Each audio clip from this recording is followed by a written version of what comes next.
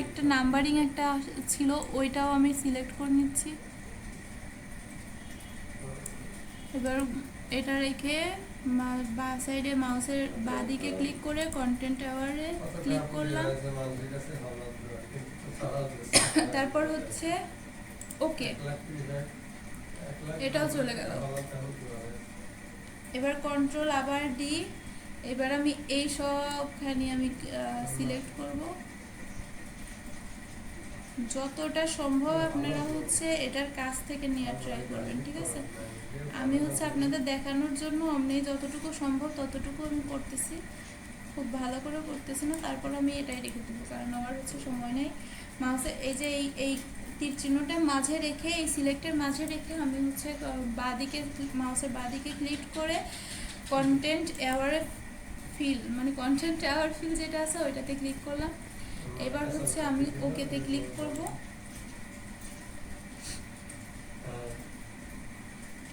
খাওয়া হয়ে গেল আমার লেখাগুলো, 1 2 3, এইটা চলে গেছে।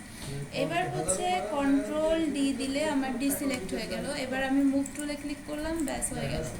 ও আমার তার উপরে আসিল, সরি, এটা আবার এটা আবার ইয়া করি, ঠিক আছে? এটা আমি ইয়া নিলাম, একটা লেয়ার নিলাম, ল্যাসো টুল গেলাম ল্যাসো টুল।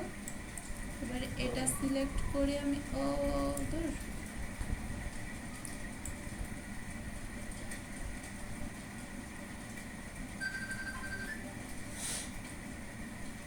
এই তো আমার সিলেক্ট হয়ে গেল আগের মতো কন্টেন্ট অ্যাওয়ার ফিল।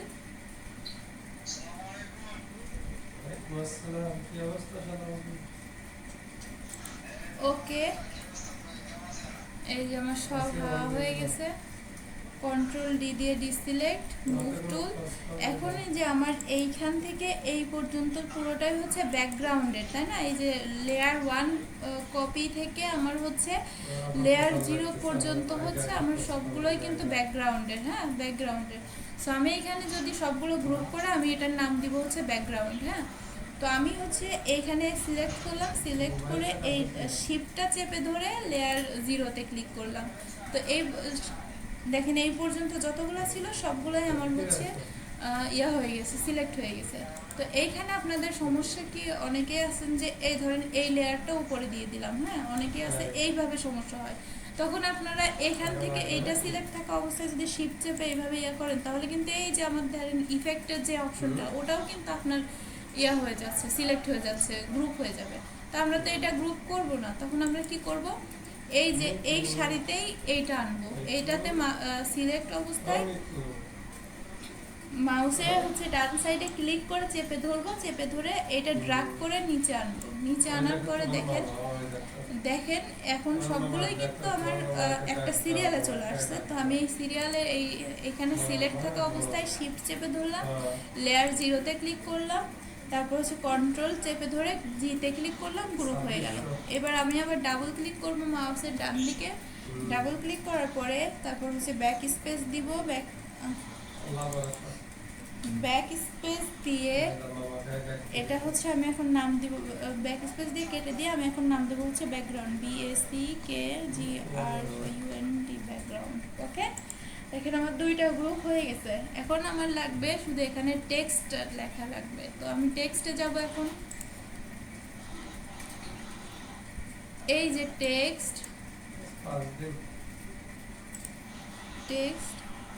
তো এখানে আমি লিখবো হচ্ছে, এই দেখেন অনেকের আছে এইভাবে চলে আসে বা 000 লেখা ওঠে, তখন তারা কি করবে, তখন এই যে এই লেখার এই শেষের দিকে লরেম স্পাম লেখা না, ওই লরেম ইপসামের হচ্ছে লাস্টে একটা ক্লিক করবেন, তাহলে দেখেন এটা চলে আসলো। আসার পরে এটা হচ্ছে ব্যাক স্পেস দিয়ে যতক্ষণ ওই সবগুলো লেখা কেটে যাবে ততক্ষণ ব্যাক স্পেস দিয়ে তারপরে এখানে লেখা ধরবেন ঈদ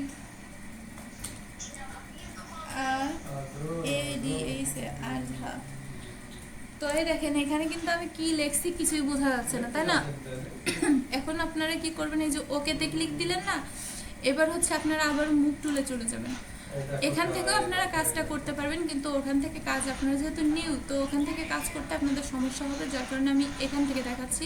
ওকেতে ক্লিক করার পরে আপনারা মুভ টুলে চলে আসবেন। মুভ টুলে ক্লিক করার পরে এখানে ক্লিক করার পরে আপনারা হচ্ছে ক্যারেক্টারে যাবেন, লেয়ারে যাবেন। লেয়ারে আগে দেখবেন এই যে এই লেয়ারে আসবেন, লেয়ারে এসে দেখবেন যে আপনার এই লেখাটা সিলেক্ট আছে নাকি। তো এইখানে এই লেখাটা তো সিলেক্ট আছে, তো আপনি এখন কি করবেন, এতে ক্লিক করবেন, যে ক্যারেক্টারে চলে আসবেন। ক্যারেক্টারে এসে আপনি হচ্ছে এই যে টি যে সাইজটা, লেখার সাইজটা এটা হচ্ছে বাড়াই দিবেন। দেখেন বড় হয়ে গেছে। আমি আগে কালারটা চেঞ্জ করে নিই, এদের ধরেন সাদা দিলাম। হ্যাঁ, এই যে এই জিরোটা আমি হচ্ছে ড্র্যাগ করে এই যে সাদার দিকে নিয়ে আসবো, ওকে করে দিলাম। এই দেখেন সাদা হয়ে গেল। এবার হচ্ছে আমি এই সাইজটা আপনার যতটুকু ইচ্ছা আপনি রাখতে পারেন। আমার এখানে মনে হচ্ছে যে এটাই ভালো আছে, বা আমি আর 1-2 এখানে বাড়াই দিতে পারি। ওকে, 2 বাড়াই দিলাম। এখন হচ্ছে আমার এই যে এখানে দেখেন যে আমি কোন ফন্টটা ইউজ করব সেটা আছে। এই যে মনসিরা একটা ফন্টটা আমার সিলেক্ট অবস্থায় আছে, এটা আমি দিব না। এখন আমার এই যে তীর চিহ্ন আছে না, তীর চিহ্নতে ক্লিক করতে হবে। তো এইখানে দেখেন যে আমার যেটা ভালো লাগে সেটা আমি দিব। তো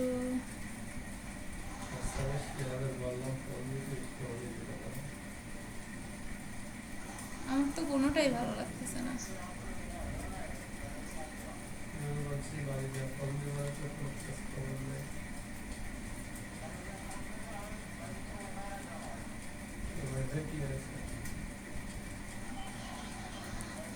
কোনটা ভালো লাগে, কোনটাই তো ভালো লাগতেছে না। এইটা থাক আপাতত, এটা থাক, তারপরে চেঞ্জ করে নিয়ে যাবে। আমি আরেকটু সাইজ বাড়াই দিলাম। হ্যাঁ,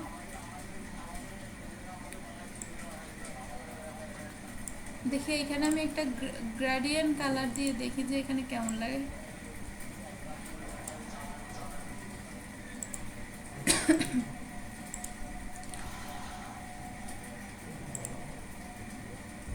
এটা কি ভালো লাগে?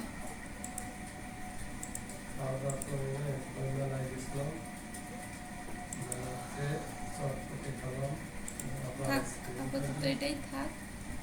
তারপর আমি এখানে কিছু টেক্সট লিখতে চাই, তো আমি এখন টেক্সট লিখবো। কোথায় পাবো ওই টেক্সটটা? ফ্রি টেক্সট যেটাকে বলে, লরেম স্পামের ওই ফ্রি টেক্সটগুলো আমি কোথায় পাবো? এখানে এসে একটা ট্যাব নেবেন, ট্যাব নিয়ে এখানে লিখবেন যে লরেম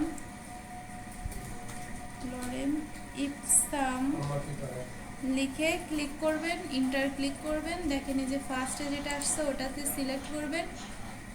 সিলেক্ট করার পরে এখানে দেখেন এই যে 2টা লাইন আপনারা হচ্ছে কপি করে নেবেন। ঠিক আছে, জাস্ট 2টা লাইন কপি করলে এনাফ। এই যে কপি করলাম, ফটোশপে আসলাম, এই যে টেক্সট যেটা আছে টেক্সটটা সিলেক্ট করলাম। এখন আমি হচ্ছে মাউসের ডান সাইডে ক্লিক করে চেপে ধরে আমি এভাবে একটু ড্র্যাগ করব। ড্র্যাগ করলে দেখেন যে এখানে আমার একটা বক্স তৈরি হচ্ছে। তো আমি এই বক্সটা রেডি করলাম।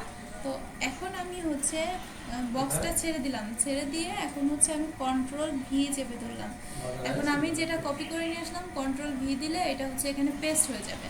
এখন আমি ওকে করলাম, মুভ টুলে ক্লিক করলাম। এখন তো আমার এই লেখাটার সাইজটা কমাইতে হবে। এখন কিভাবে কমাবো? এই যে লেয়ারে এসে আগে দেখবেন যে এখানে আপনার এই লেখাটা সিলেক্ট আছে নাকি। আমার কিন্তু সিলেক্ট আছে। এরপর আমি হচ্ছে আপনার ক্যারেক্টারে ক্লিক করব। ক্যারেক্টারে ক্লিক করে এখানে হচ্ছে আমি সাইজটা কমাই নিব। এখন দেখেন যে কেমন লাগতেছে।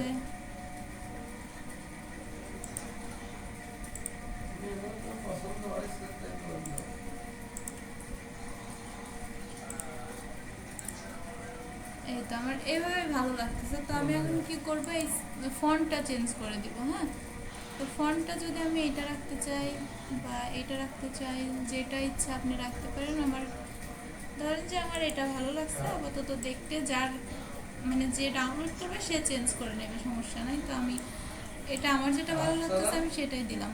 তো এই যে এই লেখাটা আমার ঠিকঠাক আছে নাকি, 2টা এক সমানে আছে নাকি, এটা আমি বুঝবো কি করে? তো আমি লেয়ারে যাব, লেয়ারে গিয়ে এই 2টা আমি সিলেক্ট করব। সিলেক্ট করার পরে দেখেন উপরে হচ্ছে অ্যালাইন আসছে, এটাকে বলা হয় অ্যালাইন। অ্যালাইনটা ঠিক করা যাবে এই যে মাঝখানে যদি আমি ক্লিক করি, দেখেন এই 2টা একদম সমানে চলে আসছে। তো আমি এবার কন্ট্রোল-A দিয়ে এটার মিডিলে নিয়ে আসবো। দেখি মিডিল কোথায় আছে এটা।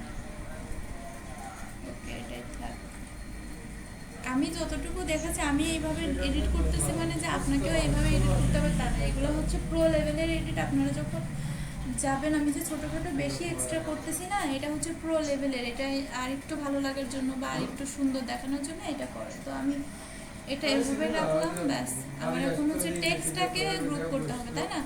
তো গ্রুপ করছিলাম কিভাবে, এইটাই ক্লিক করব, তারপর হচ্ছে যেটা গ্রুপ করতে চাই সেইখানে ক্লিক করব, কন্ট্রোল চেপে ধরে জিতে ক্লিক করব, গ্রুপ হয়ে গেল। এবার আমি হচ্ছে ডাবল ক্লিক করব, ডাবল ক্লিক করে এটা সিলেক্ট করে নিয়ে ব্যাক স্পেস দিব। ব্যাক স্পেস থেকে আমি এখন এখানে লিখবো হচ্ছে টেক্সট। তো হয়ে গেল, দেখেন আমার ইমেজটা কমপ্লিট হয়ে গেল। ঠিক আছে, আমার টেক্সট হলো, ইফেক্ট হলো, ব্যাকগ্রাউন্ড হলো। আমার আর কিছু এখানে করার নাই, আমার হচ্ছে সবই কাজ শেষ। আমার এই ইমেজের কাজ শেষ। এখন আমি এটাকে সেভ করব। তো এই সেভটা করার জন্য কি করতে হবে, আপনাকে ফাইলে যেতে হবে। জেপিজিতে সেভ করতে হলে আপনাকে হচ্ছে এক্সপোর্ট থেকে সেভ করা লাগবে, আর পিএনজিতে সেভ করতে হলে আপনাকে হচ্ছে পিএনজি বলছে সরি পিএসডিতে সেভ করতে হলে আপনাকে হচ্ছে সেভ অ্যাজ এ গিয়ে সেভ করতে হবে। তো আমি আগে পিএসডিতে সেভ করতে চাই, আমি আগে সেভ অ্যাজ এ গেলাম। এখন হচ্ছে আমি যেই ফাইলের মধ্যে ফোল্ডারের মধ্যে সেভ করতে চাই সেই ফোল্ডারের মধ্যে আমি যাচ্ছি। ঠিক আছে, এখানে ধরেন যে আমি রেডি ফর ফ্রি পিক, এই ফোল্ডারের মধ্যে আমি ফ্রি পিকে যতগুলো রেডি ইমেজ আছে সবগুলো সেভ করে রাখি। তো আমি এখানে ঈদ 8 পর্যন্ত সেভ করছিলাম, মানে 8টা পর্যন্ত আমার ইমেজ রেডি হয়ে গেছে। তো আমি এটা হচ্ছে 9 নাম্বার দিব। হ্যাঁ, এই যে দেখেন আমার ফটোশপ সিলেক্ট করা আছে। ধরেন আপনাদের যদি এখানে হচ্ছে অন্য কিছু সেভ করা থাকে, ধরেন যে পিএনজি সেভ করা থাকলো, তো আপনারা তো পিএনজি সেভ করতে চাচ্ছেন না, পিএসডি সেভ করতে চাচ্ছেন, তখন কি করবেন, এখানে ক্লিক করবেন, এই যে সেভ অ্যাজ টাইপ, এটাই ক্লিক করে আপনারা হচ্ছে পিএসডি ফাইল খুঁজবেন। এই যে প্রথমের দিকে ফটোশপ বা পিএসডি ফাইলটা পাওয়া যায়, পিএসডি ফাইলে ক্লিক করবেন। ক্লিক করার পরে সেভে ক্লিক করবেন, দেখবেন যে আপনার ওইটা ইমেজটা সেভ হয়ে গেছে পিএসডিতে। এই দেখেন এখানে লেখা হচ্ছিল যে সেভ কত পার্সেন্ট হয়েছে, তো আমার সেভ হয়ে গেছে। এখন হচ্ছে আমি এটাকে জেপিজিতে সেভ করব। তো আমি আবারও ফাইলে যাব, এক্সপোর্টে যাব, সেভ ফর ওয়েবে যাব,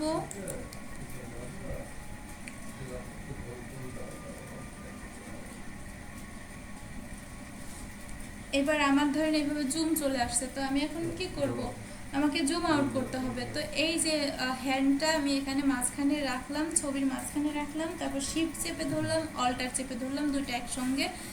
মাউসের মাঝের চাকাটাতে আমি ঘুরাচ্ছি, ঘুরাইতে ঘুরাইতে ঘুরাইতে ঘুরাইতে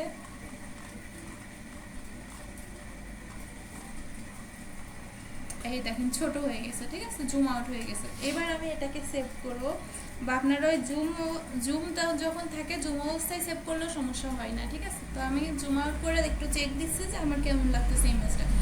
তো আমি হচ্ছে ভালোই হয়েছে। এখন আমি সেভ করবো, এই যে সেভে ক্লিক করলাম। এই যে এই ফোল্ডারে আমি সবগুলো আমার ইমেজ সেভ করছি, দেখেন যত আগে ইমেজ ছিল সবগুলো আমি এখানে সেভ করছি। তো সেভে ক্লিক করলাম, আমার ইমেজটা সেভ হচ্ছে, এই তো সেভ হয়ে গেছে। ওকে, এইভাবে হচ্ছে আপনারা একটা ইমেজ রেডি করবেন। তো আমি হচ্ছে পুরোটা এডিটিংটা আমি হচ্ছে আপনাদেরকে একটা ভিডিওতে দিলাম। তো যাদের সমস্যা আছে আমি ইনশাল্লাহ নেক্সট টাইমে সময় করে জাস্ট একটা একটা করে টুলসের ইউজ দেখাবো। আপনারা এইটা দেখে প্র্যাকটিসটা করতে থাকেন। ঠিক আছে, তো শেষ।